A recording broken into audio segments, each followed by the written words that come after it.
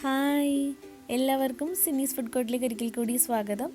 ഇന്ന് ഞാൻ വന്നിട്ടുള്ളത് കേക്ക് ഉണ്ടാക്കാനായിട്ട് അറിയില്ല, അല്ലെങ്കിൽ കേക്ക് ഉണ്ടാക്കാനുള്ള സാധനങ്ങളൊന്നും വീട്ടിലില്ല എന്ന് വിഷമിച്ചിരിക്കുന്നവർക്ക് വേണ്ടിയിട്ടാണ്.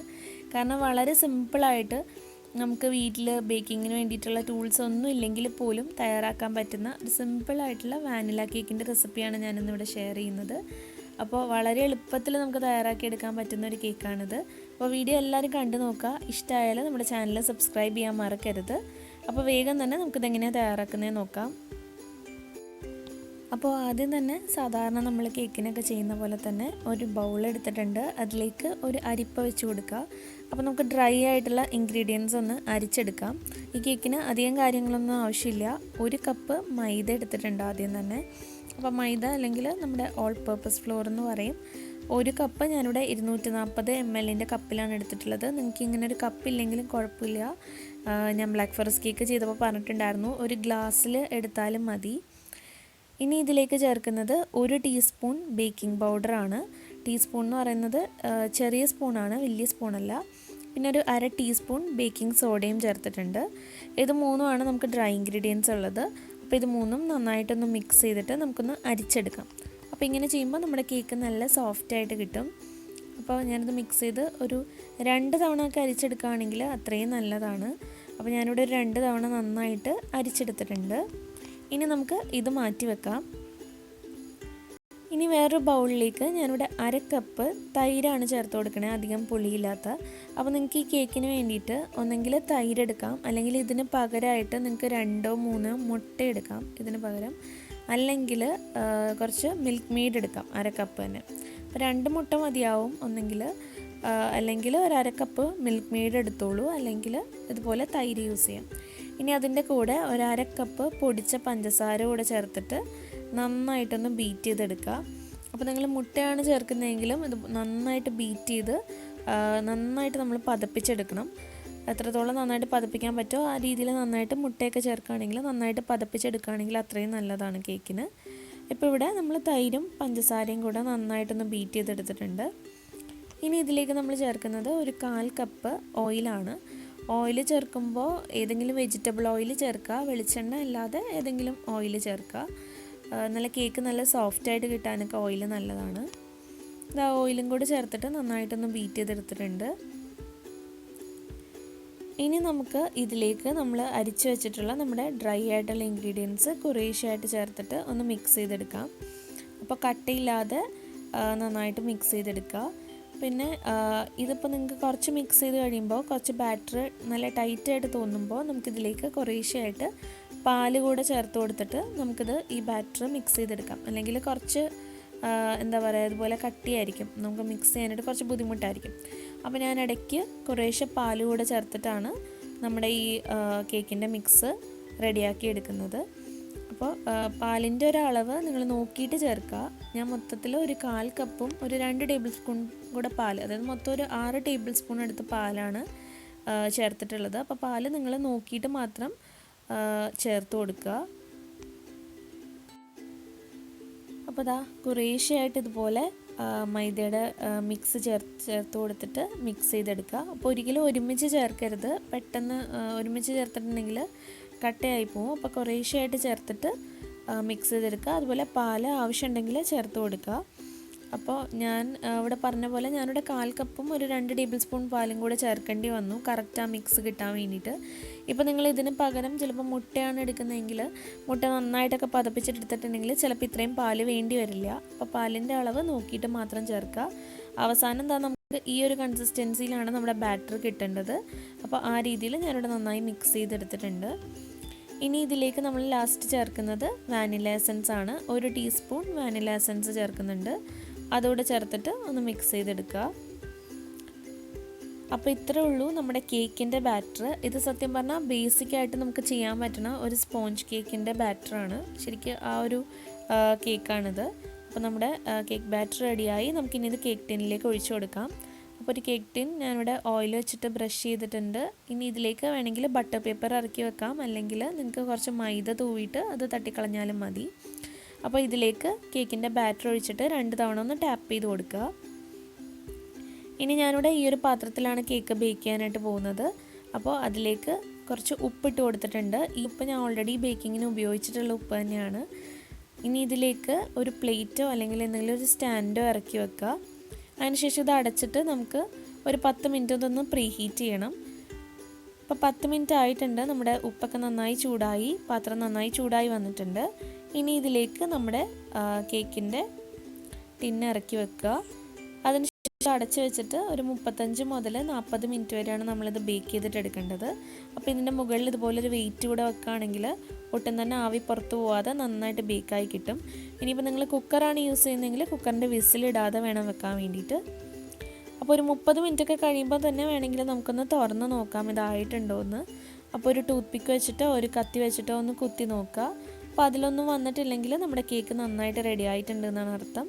ഇനി നമുക്കിത് തണുക്കാൻ വേണ്ടിയിട്ട് മാറ്റി വെക്കാം. തണുത്തതിന് ശേഷം നമുക്കൊരു കത്തി വെച്ചിട്ട് ഇതുപോലെ അതിൻ്റെ സൈഡൊക്കെ ഒന്ന് കട്ട് ചെയ്തിട്ട് നമുക്കൊരു പ്ലേറ്റിലേക്ക് മാറ്റാം. ഇനി ഈ ഒരു കേക്ക് എന്ന് പറയുന്നത് നമുക്ക് ഇതുപോലെ തന്നെ കഴിക്കാൻ നല്ല ടേസ്റ്റാണ്. കാരണം ഇത് ഒരു സ്പോഞ്ച് കേക്കാണ് സത്യം പറഞ്ഞാൽ.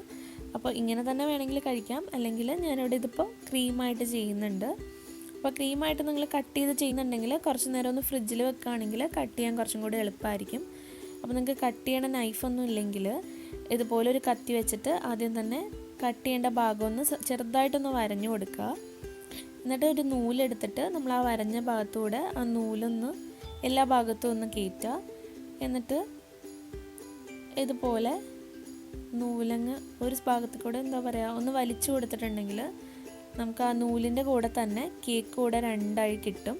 അത് നിങ്ങൾ എന്താ പറയുക കണ്ടപ്പോൾ മനസ്സിലായിട്ടുണ്ടാവും. ആ രീതിയിൽ ചെയ്യുകയാണെങ്കിൽ നമുക്ക് നന്നായിട്ട് കേക്ക് കട്ട് ചെയ്തെടുക്കാനായിട്ട് പറ്റും. നമുക്ക് നൈഫൊന്നും ഇല്ലെങ്കിലും ഇതുപോലെ. ഇനി നമുക്ക് ക്രീം റെഡിയാക്കിയിട്ട് എടുക്കാം. അപ്പോൾ ഞാനിവിടെ മിക്സിയിലാണ് ചെയ്യാനായിട്ട് പോകുന്നത്. അപ്പോൾ മിക്സിയുടെ ജാറ് 2-3 മണിക്കൂറൊന്ന് ഫ്രീസറിൽ വെച്ചിട്ട് എടുക്കുകയാണെങ്കിൽ നമുക്ക് ക്രീം പെട്ടെന്ന് തന്നെ വിപ്പായി കിട്ടും.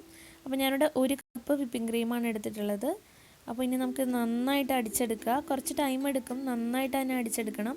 അപ്പോൾ നമുക്ക് ക്രീം നല്ല സ്റ്റിഫായിട്ട് കിട്ടുന്ന രീതിയിലാണ് അടിച്ചെടുക്കേണ്ടത്. കണ്ടില്ലേ, ഇത്രയും നന്നായിട്ട് സ്റ്റിഫായി വന്നാൽ മാത്രമേ നമുക്ക് ഫ്രോസ്റ്റിംഗ് ചെയ്യുമ്പോൾ അത് ശരിയായിട്ട് ഇരിക്കുകയുള്ളൂ. അപ്പോൾ ഇതിൻ്റെ ഒരു പരുവം എന്ന് പറയുന്നത് നമ്മളിതുപോലെ എന്തിലെങ്കിലും ഒന്ന് എടുത്ത് നോക്കുകയാണെങ്കിൽ കമഴ്ത്തി പിടിച്ചാൽ പോലും നമ്മുടെ ക്രീം താഴെ വീഴരുത്. അതാണ് അതിൻ്റെ ഒരു പരുവം എന്ന് പറയുന്നത്. അപ്പോൾ ഏത് രീതിയിൽ നമ്മൾ ബീറ്റ് ചെയ്യുകയാണെങ്കിലും ഈ ഒരു പരുവം വരെയാണ് നമ്മൾ ബീറ്റ് ചെയ്തിട്ട് എടുക്കേണ്ടത്. ഇനി നമുക്കിത് കുറച്ച് നേരം ഒന്ന് ഫ്രിഡ്ജിൽ വെച്ചിട്ടാണ് നമ്മളിത് കേക്കിൽ ചെയ്യാനായിട്ട് പോകുന്നത്. അപ്പോൾ ഞാനൊരു ബൗളിലാക്കി ഇത് ഫ്രിഡ്ജിൽ വെക്കുന്നുണ്ട്. ഇനി നമുക്ക് കേക്ക് റെഡിയാക്കിയിട്ട് എടുക്കുമ്പോൾ ടേൺ ടേബിളൊന്നും ഇല്ലെങ്കിലും കുഴപ്പമില്ല. ഒരു പാത്രം കമത്തി വെച്ചിട്ട് അതിൻ്റെ മുകളിൽ ഒരു പ്ലേറ്റോ അല്ലെങ്കിൽ എന്തെങ്കിലും സ്റ്റാൻഡോ വെക്കുക. അതിൽ കുറച്ച് ക്രീം ഇട്ട് കൊടുത്തതിന് ശേഷം ഒരു ലെയർ കേക്ക് വെച്ചിട്ട് അതിലേക്ക് ഷുഗർ സിറപ്പ് ഒഴിച്ചു കൊടുക്കുക. ഷുഗർ സിറപ്പ് ഒഴിക്കുമ്പോൾ നമ്മുടെ കേക്ക് നല്ല സോഫ്റ്റായിട്ട് കിട്ടും. ഇനി അതിൻ്റെ മുകളിലേക്ക് നമ്മുടെ ക്രീം തേച്ച് കൊടുക്കുക. ക്രീം തേച്ചിട്ട് എന്താ പറയുക ഒരു കത്തി വെച്ചിട്ട്, ഞാനിവിടെ കത്തി വെച്ചിട്ടാണ് അത് സ്പ്രെഡ് ചെയ്ത് കൊടുക്കുന്നത്. അപ്പോൾ വേറെ നമുക്ക് ടൂൾസൊന്നും ആവശ്യമില്ല. അതുപോലെ ഇത് കത്തി വെച്ചിട്ട് നന്നായിട്ട് എല്ലാ ഭാഗത്തേക്കും ക്രീം സ്പ്രെഡ് ചെയ്ത് കൊടുത്താൽ മതി. അപ്പോൾ ഞാനത് അധികം എന്താ പറയുക വീഡിയോ ലെങ്തി ആവുന്നതുകൊണ്ടാണ് ഞാൻ സ്പീഡിൽ കാണിക്കണേ. കാരണം ഞാൻ ബ്ലാക്ക് ഫോറസ്റ്റ് കേക്കിലെല്ലാം ഡീറ്റെയിൽ ആയിട്ട് പറഞ്ഞിട്ടുണ്ട്. അപ്പോൾ ഇതിൽ അധികം ഡീറ്റെയിൽ ആയിട്ട് കാണിക്കുന്നില്ല, ഇതുപോലെ പെട്ടെന്ന് കാണിക്കുന്നുള്ളൂ. അപ്പോൾ അതാ ഇതുപോലെ ക്രീം സ്പ്രെഡ് ചെയ്ത് കൊടുക്കാം നന്നായിട്ട്. ഇനി നമുക്ക് അടുത്ത ലെയർ കേക്ക് വെച്ച് കൊടുക്കാം. അടുത്ത ലെയർ കേക്ക് വെച്ചിട്ട് അതിൻ്റെ മുകളിലും നന്നായിട്ട് തന്നെ ഷുഗർ സിറപ്പ് ഒഴിച്ചു കൊടുക്കുക. ഷുഗർ സിറപ്പ് ഒഴിച്ചതിന് ശേഷം നേരത്തെ ചെയ്ത പോലെ തന്നെ നമുക്ക് ക്രീം നന്നായിട്ട് സ്പ്രെഡ് ചെയ്ത് കൊടുക്കുക. അപ്പോൾ ക്രീം സ്പ്രെഡ് ചെയ്യുമ്പോൾ മുകളിലും അതുപോലെ തന്നെ നമ്മുടെ കേക്കിൻ്റെ സൈഡിലൊക്കെ ആയിട്ട് നന്നായിട്ട് തന്നെ സ്പ്രെഡ് ചെയ്ത് കൊടുക്കുക.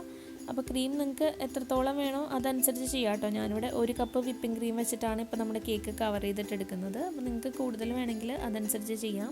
പിന്നെ കേക്ക് വേണമെങ്കിൽ നിങ്ങൾക്ക് 3 ലെയറായിട്ട് കട്ട് ചെയ്തിട്ടും ചെയ്യാവുന്നതാണ്. സൈഡിലുമൊക്കെ നന്നായിട്ട് ക്രീം സ്പ്രെഡ് ചെയ്ത് കൊടുക്കുക.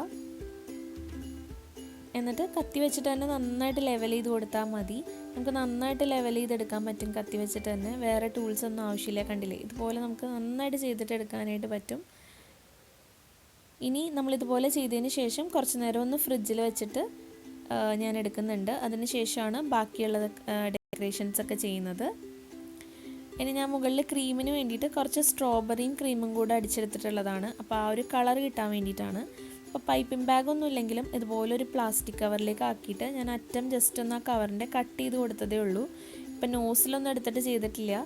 അപ്പോൾ ജസ്റ്റ് ആ പ്ലാസ്റ്റിക് കവറിൻ്റെ അറ്റം ഒന്ന് ചെറുതായിട്ടൊന്ന് കട്ട് ചെയ്ത് കൊടുത്തു. അപ്പോൾ അതിലൂടെ നമുക്ക് ചെറുതായിട്ടൊരു പൂ പോലെയൊക്കെ ചെയ്യാം. അപ്പോൾ നിങ്ങൾക്കിപ്പോൾ സാധാരണ ഇപ്പോൾ നോസിലൊന്നും ഉണ്ടാക്കാനായിട്ട് അറിയില്ല, അല്ലെങ്കിൽ ഒന്നുമില്ലെങ്കിലും നമുക്ക് ഇതുപോലെയെങ്കിലും കേക്ക് റെഡിയാക്കിയിട്ട് എടുക്കാവുന്നതാണ്. അപ്പോൾ വേറെ എന്താ പറയുക, ഇതുപോലെ വളരെ സിമ്പിളായിട്ട് നമുക്ക് ഡെക്കറേറ്റ് ചെയ്തിട്ട് എടുക്കാം. അപ്പോൾ ഞാൻ ബാക്കി ക്രീം കൊണ്ട് മുകളിലും താഴെയൊക്കെ ചെറുതായിട്ടൊന്ന് ഡെക്കറേറ്റ് ചെയ്ത് കൊടുത്തു. കുറച്ച് ചെറിയും കൂടെ വെച്ചിട്ട് ഡെക്കറേറ്റ് ചെയ്തിട്ടുണ്ടെങ്കിൽ നമ്മുടെ ആ സിമ്പിളായിട്ടുള്ള കേക്ക് ഇവിടെ റെഡിയായി. ഇത്രയുള്ളൂ. ഇനി നമുക്കിത് കുറച്ച് നേരം ഒരു 2-3 മണിക്കൂർ ഒന്ന് ഫ്രിഡ്ജിൽ വെച്ചിട്ട് സെറ്റ് ചെയ്തിട്ട് എടുക്കുകയാണെങ്കിൽ, അല്ലെങ്കിൽ രാത്രി മൊത്തം വെക്കുകയാണെങ്കിൽ നന്നായിട്ട് നമ്മുടെ കേക്ക് റെഡിയായി കിട്ടും. ഇപ്പോൾ നമ്മുടെ കേക്ക് നന്നായിട്ട് സെറ്റായിട്ടുണ്ട്. അപ്പോൾ ഇത്രയേ ഉള്ളൂ. ആർക്കും ഉണ്ടാക്കാൻ പറ്റുന്ന വളരെ സിമ്പിളായിട്ടുള്ളൊരു വാനില കേക്കാണിത്. ഞാനതൊന്ന് കട്ട് ചെയ്തുകൂടെ കാണിച്ചു തരാം. അപ്പോൾ നിങ്ങൾ ഇപ്പോൾ വീട്ടിൽ ഒന്നുമില്ല, അല്ലെങ്കിൽ പൈപ്പിംഗ് ബാഗില്ല, നോസിലില്ല, അതുകൊണ്ടിട്ട് കേക്ക് ഉണ്ടാക്കാൻ പറ്റുന്നില്ല, അങ്ങനെ ഒന്നും വിഷമിക്കേണ്ട ആവശ്യമില്ല. അതുപോലെ ഒരു പ്ലാസ്റ്റിക് കവറിലാണെങ്കിലും കുറച്ച് ക്രീം ഇട്ടിട്ട് നമുക്കിതുപോലെയൊക്കെ ചെയ്തിട്ട് എടുക്കാവുന്നതാണ്. അപ്പോൾ ആർക്കും ചെയ്യാൻ പറ്റുന്ന ഒരു സിമ്പിളായിട്ടുള്ള കേക്കാണ്. അതുകൊണ്ടാണ് ഈ രീതിയിൽ തന്നെ കാണിച്ചു തന്നത്. അപ്പോൾ ഇനി ആരും അതോർത്തിട്ടൊന്നും കേക്ക് ഉണ്ടാക്കാതിരിക്കരുത്. കണ്ടില്ലേ, ഇത്ര പെർഫെക്റ്റ് ആയിട്ട് നമുക്ക് വീട്ടിൽ കേക്ക് ചെയ്തിട്ട് എടുക്കാനായിട്ട് പറ്റും. അപ്പോൾ കുട്ടികളുടെയൊക്കെ ബർത്ത്ഡേ ഒക്കെ വരുമ്പോൾ ഇതുപോലെയൊക്കെ ചെയ്യുകയാണെങ്കിൽ അവർക്കും ഒരു സന്തോഷമായിരിക്കും. നമ്മൾ ചെറിയൊരു കേക്ക് നമുക്കറിയുന്ന രീതിയിൽ ചെയ്യാനായിട്ട് പറ്റുകയാണെങ്കിൽ. അപ്പോൾ എല്ലാവരും ഈ ഒരു കേക്കിൻ്റെ റെസിപ്പി ട്രൈ ചെയ്ത് നോക്കുമെന്ന് വിശ്വസിക്കുന്നു. പിന്നെ ഇതുപോലെ തന്നെ ബേക്കിംഗ് ടൂൾസ് ഒന്നുമില്ലാതെ ചെയ്യാൻ പറ്റുന്ന അടിപൊളി ബ്ലാക്ക് ഫോറസ്റ്റ് കേക്കിൻ്റെ റെസിപ്പി ഞാനിതിന് മുന്നേ പോസ്റ്റ് ചെയ്തിട്ടുണ്ട്. അപ്പോൾ അതിൻ്റെ ലിങ്ക് താഴെ ഡിസ്ക്രിപ്ഷൻ ബോക്സിൽ കൊടുക്കാം. കണ്ടിട്ടില്ലെങ്കിൽ കണ്ടു നോക്കുക. പിന്നെ ഈ വീഡിയോ ഇഷ്ടമായിട്ടുണ്ടെങ്കിൽ ലൈക്ക് ചെയ്യാനും ഷെയർ ചെയ്യാനും മറക്കരുത്. ചാനൽ സബ്സ്ക്രൈബ് ചെയ്യാനും മറക്കരുത്. വീണ്ടും കാണാം. താങ്ക്